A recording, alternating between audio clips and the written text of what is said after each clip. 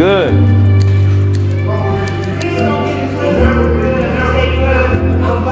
Training DC because, you know, I haven't been in the coldness in a minute. I haven't even trained in the coldness in a minute, so I feel though this will help. Is it gonna be a rematch, or y'all still working on it, or what's the plan? It's gonna be a rematch. Devin Davis is fully committed, pushing himself in training as he prepares for a highly anticipated rematch with Lamont Roach.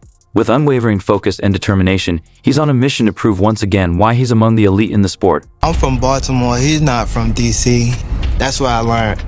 I thought he was from DC too. DC my second home. I've been coming up here since I was 9 years old, even younger. So I'm not really trying to get in his personal business. Probably just showing him that, you know, I could do anything, especially in your backyard. Gervonta Davis is putting in serious work at the gym, refining his shots with pinpoint accuracy. In the heart of the DMV, he's gliding through the ring with smooth footwork, showcasing crisp techniques, sharp counters, and lightning-quick reflexes.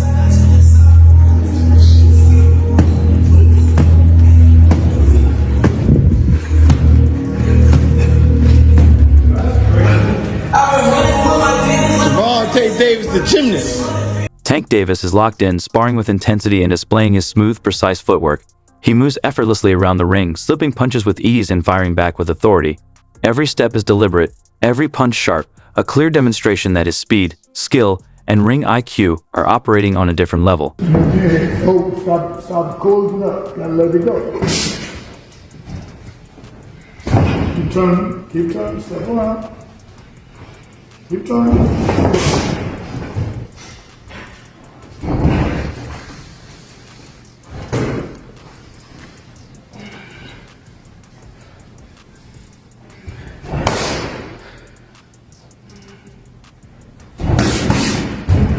Tank Davis is pounding the heavy bag with power and focus. Every punch shows his intent and drive.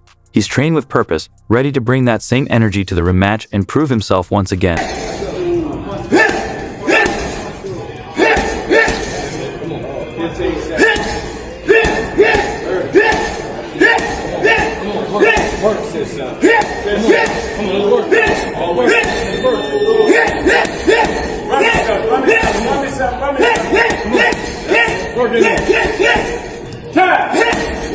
Boxing analyst Teddy Atlas has praised Tank Davis for his calm and focused approach in the ring. He highlights Davis' patience and ability to study opponents before striking.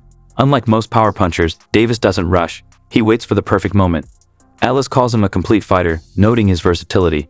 Davis can box at any range, counter with precision, and deliver knockout power when needed.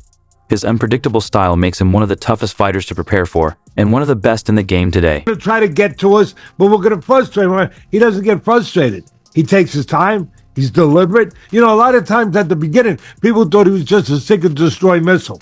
They thought he was just a guy that got to you. And they thought that he would get over anxious. He don't get over anxious. He takes his time.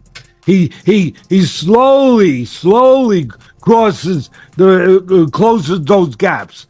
You know, inch by inch, step by step, and then he gets to you. Davis has proven he can adapt to any opponent. Whether applying pressure or boxing from the outside, he adjusts with ease. His ability to switch styles mid-fight makes him one of the most dangerous and unpredictable fighters in the ring. He can set traps. He can use his legs to move around a little bit and wait for the right spot, the right entry point to come in with a dangerous guy.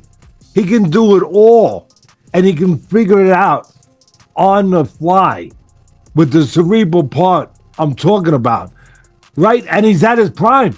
See, that's the key. That's the part you got to put in there. He's at his prime. Teddy Atlas describes Tank Davis' style as one of calculated control. Rather than overwhelming opponents early, Davis takes his time, gradually breaking them down. He's never reckless.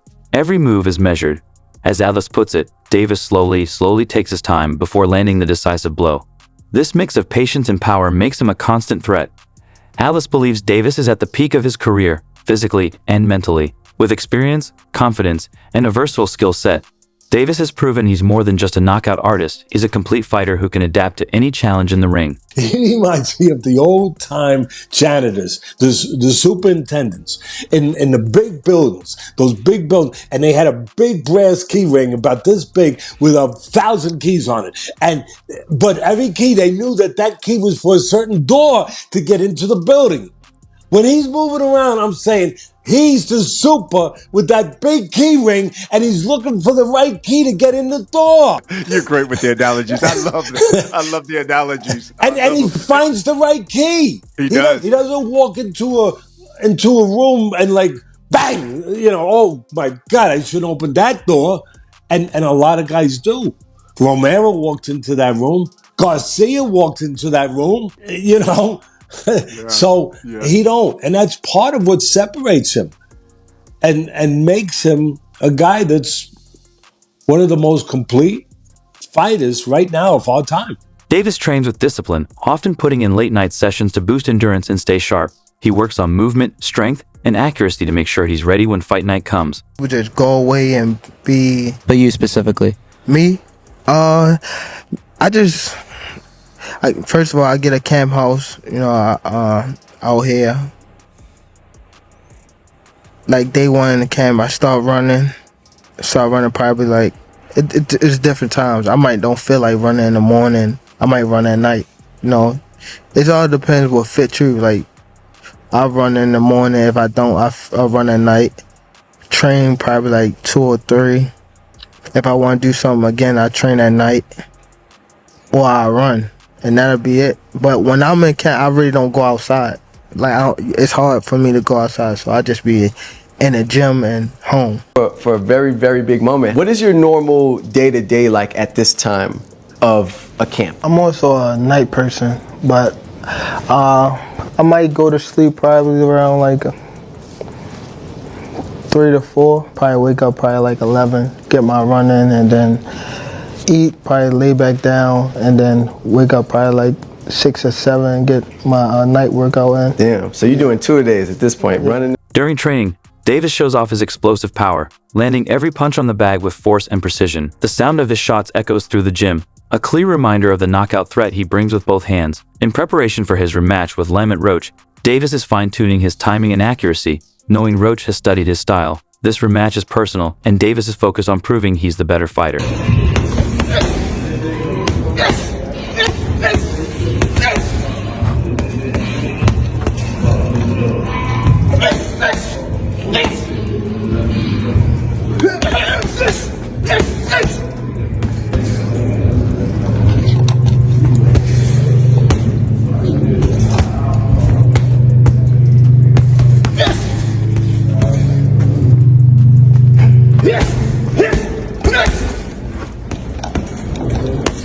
Lamont Roach has confirmed the rematch and is more determined than ever, feeling he was unfairly judged in their first fight. He's ready to make a statement this time. His training camp is focused on correcting past mistakes, and despite moving up in weight, Roach is confident in his ability to handle Davis' power. He has studied Davis' weaknesses and plans to exploit them.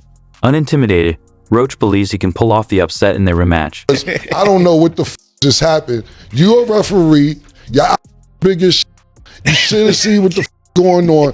Why I would have, if I'm in the corner, I'm erratic in between rounds. What was your feeling in between rounds when you seen that? We was going off. My assistant coach, Ben Johnson, he was going off on him.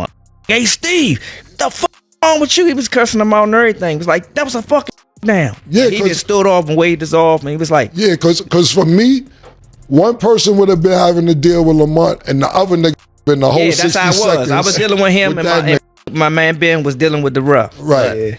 We got his attention along with the low blows as well. I was like, how many low blows you gonna let us hit us with before you take a point? And then he finally warned him like in the 11th round. That's crazy. Is there anybody in boxing media or media in general, because nobody picked you guys to win at all?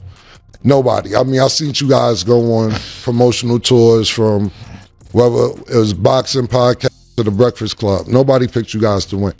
Like, when you get a second, you grab me a water. Sorry. And is there anybody that you got, I know because it's more than one person, but is there anybody, thank you, that you took personal out of all the interviews that you did? Is it 1 or 2 people or 3 people that you be like, this right here, everybody else, but I want to prove this one person wrong? It's not necessarily that I wanted to prove them wrong, so I wanted everybody to shut the for real. Yeah. Like, but I already said it. Two-Tone, the big bald that got the beard that talked to everybody.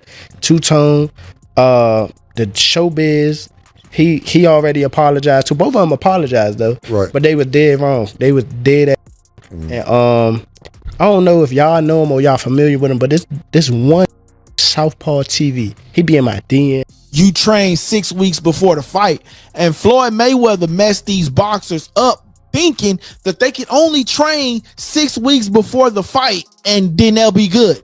Y'all remember when Floyd said that? Give me 6 weeks, I'll beat him. And all these fighters adapted to that.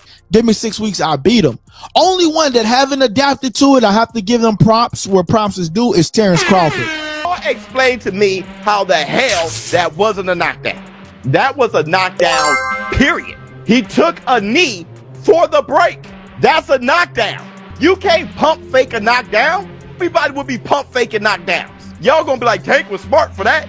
You can't take a knee, pump fake a knockdown, and then walk to your corner in the middle of the round and scream for a towel, and they wipe you down, and there's gonna be y'all saying some disgusting shit. Y'all gonna be like, yeah, Tank can do what he wants, cause Tank, yo, hey, listen, we ain't got that kind of time, dog. You can't do that, bro. If any part of your body other than your feet touch the canvas following a landed shot, is a knockdown. Who is fixing the fights now?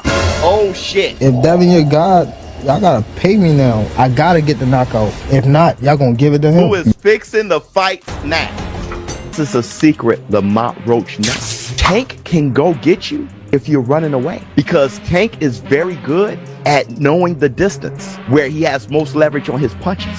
If you think about Mike Tyson is strange to say, but he wasn't great with his power when he was very close on the inside. Mike Tyson was a mid-range puncher. That's why Mike Tyson could go in from a distance and step in and knock you out. But when y'all close, Mike Tyson didn't really have all his power in there. Neither does Tank. So if you're backing up, Tank can go get you. Other than that, Tank has to counter you. That's how Tank knocked out Rody. That's how Tank knocked out Ryan Garcia. That's how Tank hurt Mario Barrios and started that shit, that snowball. That's how Tank knocked out Leo Santa Cruz. That's why Tank talks so much. He needs you punching. You know, obviously the part with the grease in the eye, that took on a life of its own. You know what I'm saying? That was a headline in the fight. One is, what did you think when he said that initially, just like the grease in the eye? But two is like, when you was in the fight, was there any point that you saw that? Like, did you see like him kind of messing with his eye, or did you have any indication that that was something that was bothering him? No, see, and that's the thing. If you look at the whole fight, he was never bothering his eyes before you jabbed him. Before I jabbed him. Even that right hand that, like, you know what I'm saying, that kind of landed, he kind of rolled with it. But after that, you could see him wipe his eye. And then right after I hit him with the jab, you can see him wipe his other eye. So it's like it was corresponding to which hand that I punched him with and exactly which eye. So it's like crazy for him to say it's grease in my eye. And I think even when he say that, you could see me, because I'm right beside him, you could see me like, nigga, what you talking about? So, right. But you say you don't think he willing though. Whatever. See, but who cares? Like, sweat gonna get in your eye, blood gonna get in your eye. Yeah, it don't matter. Spit fucking around and get in your eye. You know what I'm saying? But you, it's not like you can be like, all right, time out, ref. Hold on, Take no ref. time out. You can't do that. Right.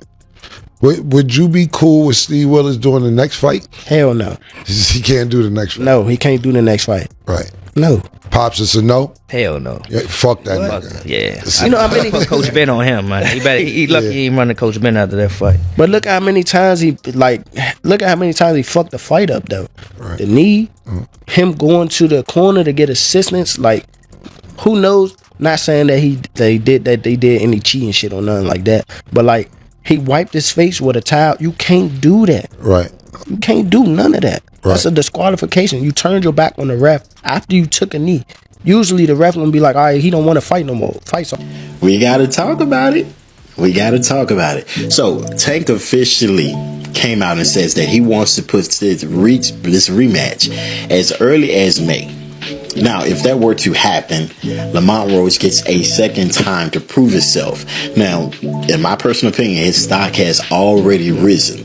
He is already notable. The fact that he went toe-to-toe with Tank on a decision that ended in a draw, whether he loses this second fight or not won't even matter.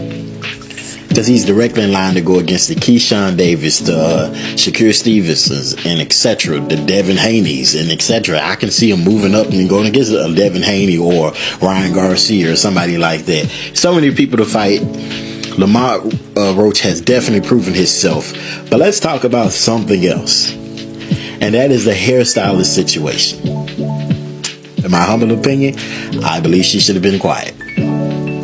As a hairstylist, there was nothing for you to say. There was nothing for you to say. No fan in boxing was going to look at them like, I don't want her to braid my hair.